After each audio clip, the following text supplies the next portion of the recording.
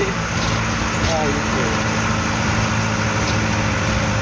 Pero kung may baril ka, kahit pa paano, makakapatay ka. Huwag ka lang maunahan. Saan ka kapahawakin siguro ng baril pag mag-gira na?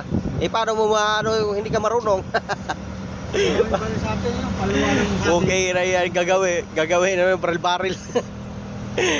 Yun ang sa akin, mo yung ipuntin. Minsan yung sa palwas sagi, palwas lubi. Imong 45. Kung ano sa atin. Ay, nako, Pilipinas! Kailan pa kayo magbabago? Mga nakaupo sa mga politiko, mga politikong, mga sira. Stricto na yan, wala naman sa ano.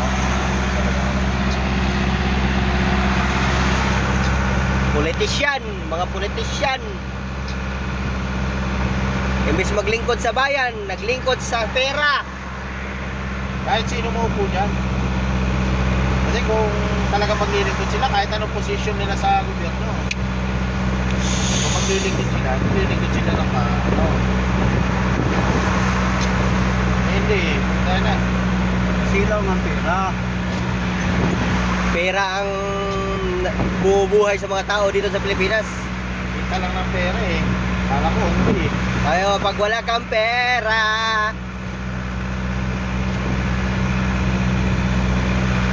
wala ka ring kaibigan. Aray mo. Pera tumatakbo dito sa Pilipinas. Hindi batas. Pagdating ka sa mga disgrasya, pag wala kang pera, lugi ka. Logi ka talaga. Noong si Dito Santos, Wala kang kapit sa nanungkulan, wala ka. Yung nung si Dito Santos nga, hindi naman niya kasalanan yun.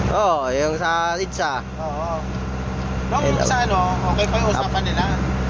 Pagdating doon sa presinto, Wala na kasi may kilala na may kilala na yung babae. mga polis hindi makapagsalita. Sabi ko, kanina, sabi niya siya na ang bahala. Pagdating dito, ikaw na yung may kasalanan?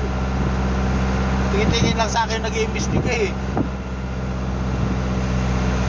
Yung kay Painga, kung yung hindi marunong sa Paing doon, lugi siya. Kaya ako, ipaglaban ko talaga yun, kung ako yun. Kung ano ba sabihan ako, bakit? Totoo kang marunong patas kayo, di dapat sana alam nyo kung sino may kasalanan dyan. Ikaw ang nakasabit niyan, hindi ako. Hindi ka ganyan ang haba ng guhit ng sasakyan mo kung hindi mo pinilit.